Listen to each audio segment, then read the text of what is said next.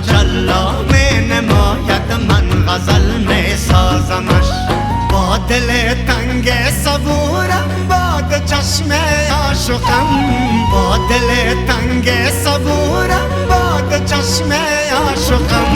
تا بخواهد میں سرایم تا بود میں نازمش تا بخواهد میں سرایم تا بود میں نازمش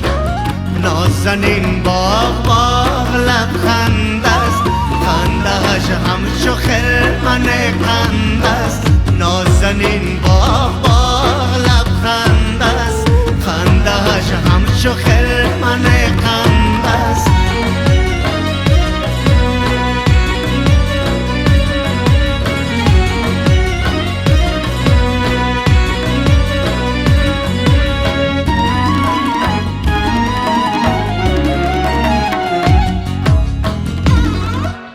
منزل در پیش رو داره هر دو یک سفر منزل در پیش رو داره هر دو یک سفر او همه آرد به پایان من همه آغازمش او همه آرد به پایان من همه آغازمش نازنین باغ باغ رنگین است بستر خواب‌های شیرین است نازنین باغ باغ رنگین است بستر خواب‌های شیرین است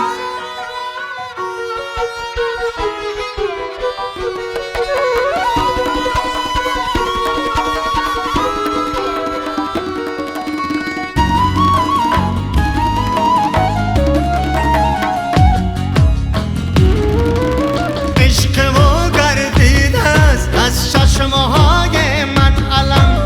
عشق او گردیده است از چشم‌های من علم منظر رسوایی به رنگ تازم یفرازمش منظر رسوایی به رنگ تازم یفرازمش نازنین باغ باغ رنگین است بستر خواب‌های شیرین